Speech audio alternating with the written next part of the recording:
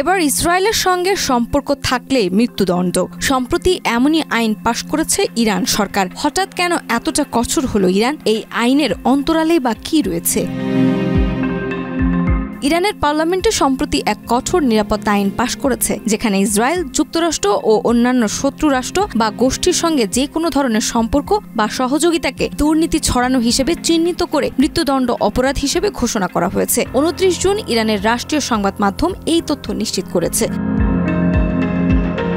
আইন অনুযায়ী ইসরায়েল বা যুক্তরাষ্ট্রকে সামরিক, প্রযুক্তিগত কিংবা আর্থিক সহায়তা প্রদান করলে বা তাদের হয়ে গুপ্তচর বৃত্তি, প্রচারণা কিংবা সাইবার তৎপরতায় যুক্ত থাকলেও শাস্তি হবে মৃত্যুদণ্ড। এমনকি কেউ যদি কোনো শত্রুপক্ষের গোয়েন্দা সংস্থার কাছ থেকে অর্থ গ্রহণ করে তাহলে তাও অপরাধ হিসেবে গণ্য হবে। আইনের ৩য় অনুচ্ছেদে সামরিক বা ধ্বংসাত্মক উদ্দেশ্যে ড্রোন তৈরি, আমদানি বা ব্যবহারকেও মৃত্যুদণ্ডের আওতায় আনা হয়েছে।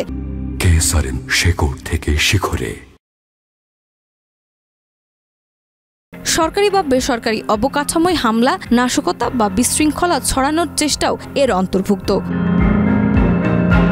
শুধু সামরিক নয়, সাংস্কৃতিক, রাজনৈতিক কিংবা প্রচারণামূলক কাজে অংশ নিয়ে কেউ যদি জনমনে বিভাজন সৃষ্টি করেন বা জাতীয় নিরাপত্তা দুর্বল করেন তাহলে তার জন্য 10 থেকে 15 বছরের কারাদণ্ডের বিধান রাখা হয়েছে। যুদ্ধাবস্থায় অবৈধ বিক্ষোভে অংশগ্রহণ করলে 5 থেকে 10 বছর এবং শত্রু নেটওয়ার্কে তথ্য সরবরাহ করলে 2 থেকে 5 বছরের কারাদণ্ড হতে পারে।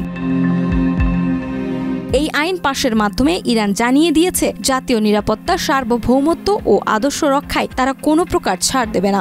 যদিও আন্তর্জাতিক মহল এই আইন নিয়ে উদ্বেগ প্রকাশ করেছে, ইরান বলছে দেশের স্বার্থে এটি একটি প্রয়োজনীয় ও সময়োপযোগী পদক্ষেপ। নাজমা, মাই টিভি।